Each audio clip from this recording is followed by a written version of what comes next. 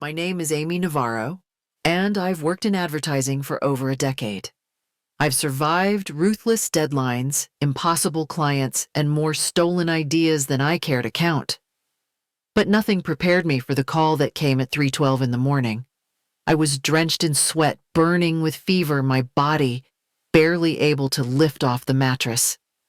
RSV had hit me hard, harder than any illness I'd dealt with before, and I had been floating in and out of consciousness for days.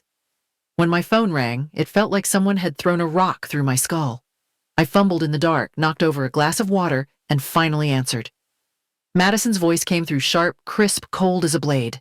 She didn't ask if I was okay, didn't hesitate, just said it. "You're done. Your office, your project's gone." It took me a second to process. I blinked at the ceiling, throat burning, the edges of the room still spinning. I knew she had it in her to be cruel, but this was something else entirely. There was a pause on the line. I could hear her breathing, waiting for me to break down, to beg or scream or plead. Instead, I whispered the only word I could muster. "Okay." Another pause. I could hear confusion creep into her tone. "What do you mean, okay?" I let out something between a laugh and a cough. It hurt like hell, but I couldn't stop myself. Lying there weak and drenched in fever, I felt something shift. She had no idea what she'd just walked into. 3 years ago, when I first joined Calder & Hunt, I thought I'd landed my dream role. Madison herself had recruited me, told me my work was bold, said I had a voice the industry needed. I walked into that glass building in downtown Chicago with a portfolio full of risk and a heart full of hope. The first 6 months felt like something out of a movie. She gave me room to pitch wild ideas, backed me in client meetings, and told everyone I was the future of the agency. I stayed late every night, not because I had to, but because it felt like I was finally where I belonged. When we landed the Revive beverage account, it was my campaign that turned everything around. I reframed the entire brand from a lifestyle gimmick to a story of resilience tied to real people, real moments. Sales jumped within weeks. The client was ecstatic. Madison called it genius. She said I had changed the tone of the agency. I remember the champagne toast in the conference room, her raising a glass and thanking the team. Except she never said my name. She talked about strategy, about risk-taking, about pushing the envelope, but all the we she used felt like a thin veil for me. It stung, but I told myself it didn't matter. The work spoke for itself, right? Then came the interviews, the features in industry blogs, the keynote she gave in San Francisco. Each time she told my stories as if they were hers. She paraphrased my campaign notes, echoed lines from my decks, and referred to them as our direction. Still, I kept my head down. I convinced myself she was just managing optics. That eventually, when promotions came around, she'd make things right. But things only got worse. Soon, I noticed I was being looped out of client calls. My calendar invites vanished. Madison would ask for my materials hours before meetings, then present them alone, occasionally tweaking a headline or shifting the order of slides. Suddenly, she was the one quoted in follow-up emails. I asked her about it once, standing outside the elevator late one night. She smiled without warmth and told me I was too sensitive, that in this business credit was fluid, that she was protecting the agency's brand and, by extension, mine. That moment marked the beginning of a slow unraveling. The more I excelled, the more invisible I became. When things went wrong, I was called in for feedback. When they went right, I disappeared from the narrative. There's something corrosive about being erased like that. It's not loud. It doesn't happen all at once. It's a quiet removal, a turning down of the volume on your existence. And every time I tried to speak up, I was told to be grateful, to be patient, to trust the process. But I wasn't naive. I saw what was happening. I just didn't know yet what I was going to do about it. I should have left. There were nights I sat alone at my desk, long after everyone had gone, staring at my resignation letter, fingers hovering above the send button. But every time I got close, I thought about my mother. She'd been diagnosed with a rare heart condition 2 years before I joined the agency. the kind that came with long specialist wait lists and surgeries that insurance companies love to deny. But Calder and Hunt had a corporate policy that actually covered her treatment. I remember sitting with her in that sterile waiting room, watching the nurse call her name for another round of pre-op scans. She squeezed my hand, told me not to worry, and said I was working too hard. And I smiled, even though I felt like I was splitting in half. Madison's betrayals stung, but walking away would mean giving up her lifeline. Every time I felt rage swell in my chest, it was smothered by fear. I kept telling myself I could survive this. Just a few more months. Just until Mom finished her final round of recovery. Some nights I'd pace the apartment convincing myself that maybe Madison would change. Maybe it was all a misunderstanding. Maybe I was overthinking things, letting ego get in the way of the bigger picture. But deep down I knew I was shrinking. I knew I was becoming someone I didn't recognize, someone who flinched when her phone buzzed, someone who second-guessed every good idea before she said it aloud. Still, I stayed. Not for Madison. Not for the job. For my mother, who'd given me everything and who needed me to endure just a little bit longer. And somehow that became the line I kept repeating to myself. Just a little bit longer. It didn't happen all at once. At first, Madison would ask to review my presentations just before client meetings, saying she needed to align the language. I'd hand them over only to watch her walk into the room alone, presenting my ideas like they were hers. She'd change a few words, maybe flip the order of a deck, but the heart of it, every concept, every insight was mine. And when clients loved it, she smiled like she'd just pulled it from her own head. When things didn't land, I was called in afterward and told my execution lacked clarity. Then came the compliance cuts. She started deleting disclaimers I had built in to protect the agency. When I raised concerns, she brushed them off, said I was being too cautious, that bold brands had to push lines. But I knew those lines were legal lines, not just creative ones. There was one project where I fought hard to keep a transparent pricing breakdown. She removed it at the last minute and replaced it with inflated numbers. When the client pushed back, she blamed my oversight, said I hadn't reviewed the figures closely enough. I stopped trying to argue. I started documenting. I kept originals of every deck, every draft, every email thread. I took notes during meetings. I saved voice memos and screen recordings. Not because I wanted revenge, at least not then. I just needed proof I wasn't crazy. The more she took, the more I tightened my grip on the truth. I stopped hoping she'd give credit and started preparing for the day I'd need to expose her. It wasn't just about my career anymore. It was about refusing to let her rewrite reality while I stood silent in the margins. By the time she was confidently stealing in broad daylight, I had a vault full of receipts, not for later, for survival. Madison called me into her office late on a Thursday. She smiled like she was handing me a gift, said the agency needed me to lead 3 high-stakes campaigns launching within the next 6 weeks. The timeline was insane, the scope massive, and her tone made it clear this wasn't a request. I nodded, asked for briefs, and she handed them over with a quick line about trusting me to bring boldness to the table. But when I read through the documents that night, a chill spread through me. Her ideas weren't just aggressive, they were borderline illegal. 2 campaigns leaned heavily on manipulated testimonials. The third proposed discount structure directly violated the FTC guidelines. All of them pushed past ethical lines I knew we couldn't afford to cross. The more I studied them, the clearer it became. This wasn't pressure, it was a setup. If I refused, I'd look like I couldn't handle leadership. If I followed her vision and it blew up, the blame would land squarely on me. It was the perfect trap.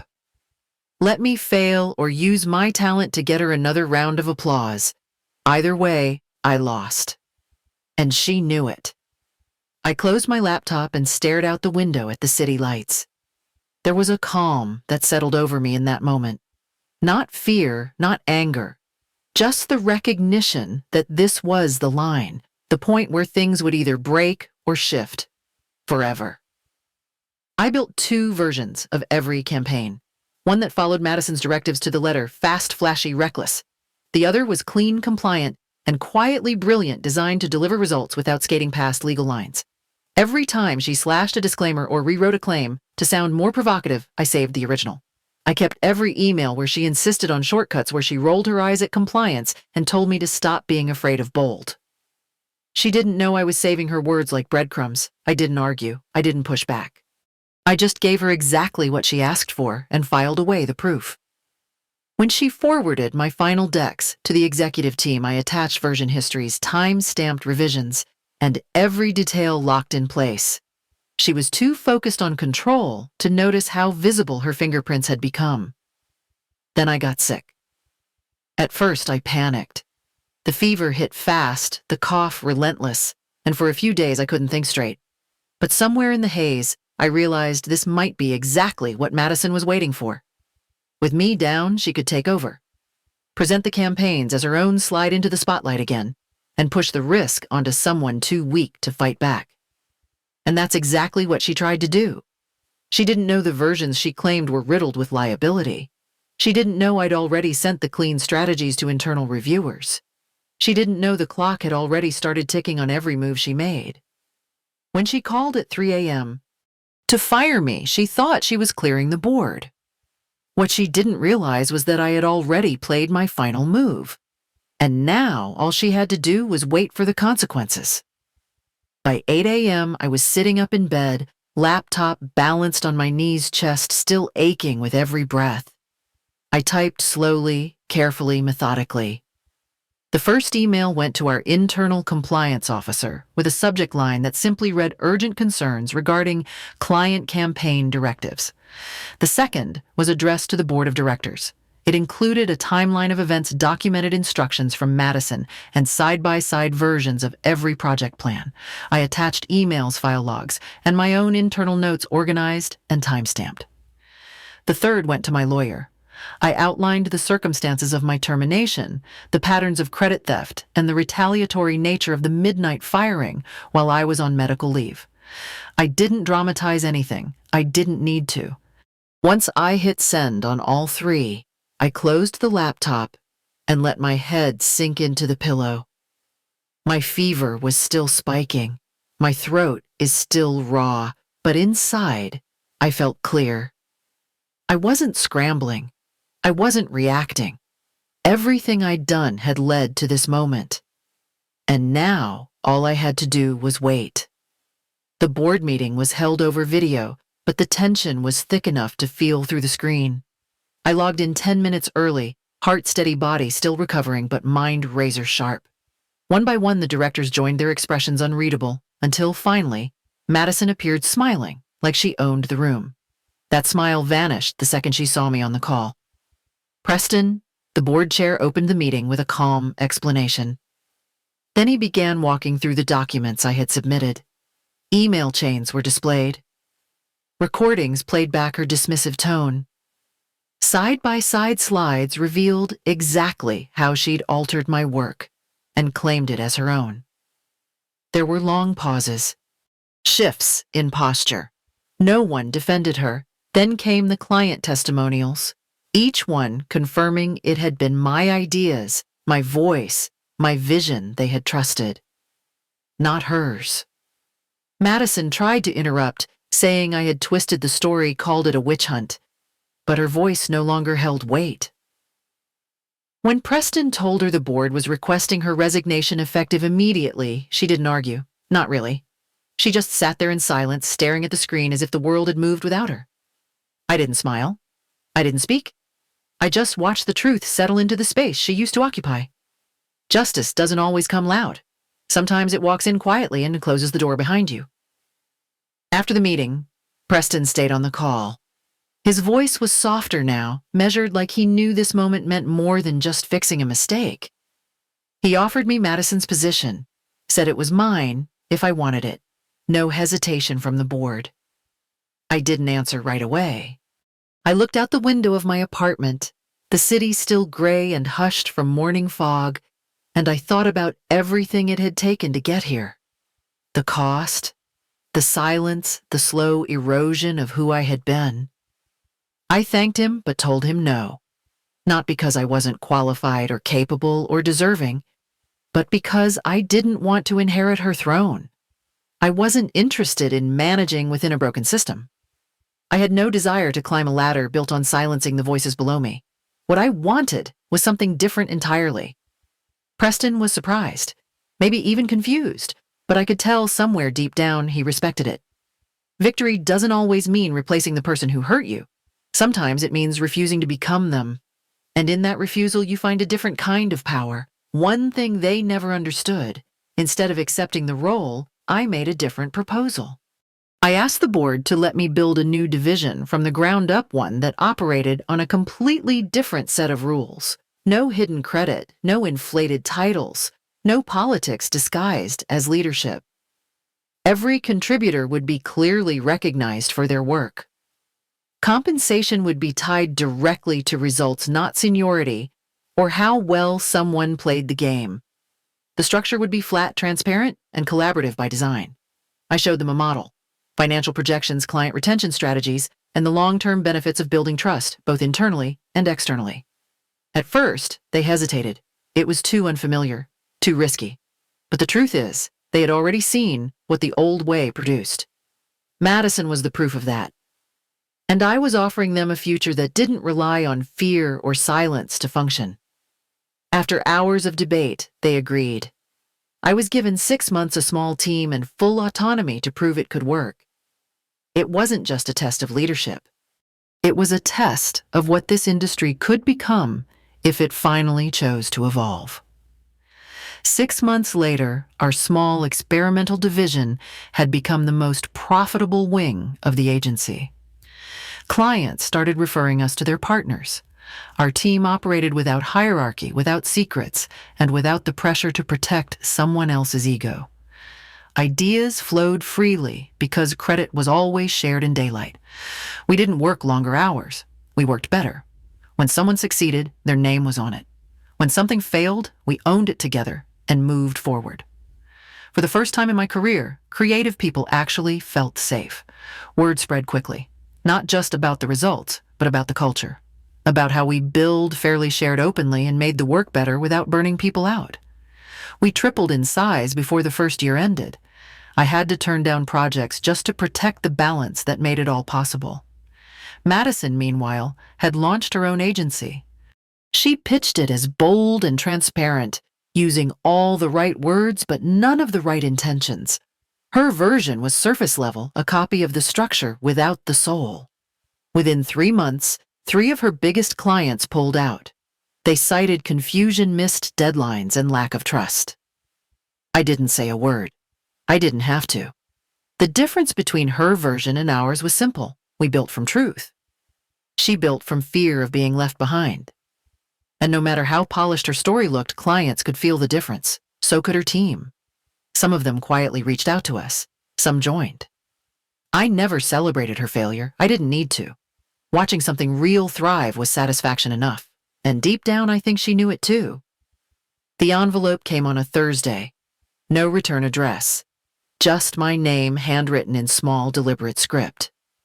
Inside was a printed flyer for a small local bakery, clean and simple, nothing flashy. The layout wasn't groundbreaking. The copy was solid but safe. Still, it had heart, real effort. A quiet honesty I hadn't seen from her before. Tucked behind it was a folded note. One line written in the same hand. You were right. Building, not taking. I sat with it for a long time, not with anger, not with pride. Just a stillness I hadn't felt in years. I slipped the note into the drawer beside my desk, where I keep reminders of where I started and what I never want to become. It wasn't a trophy. It wasn't an apology, but it was real. And that was enough. The best revenge isn't destruction. It's creation,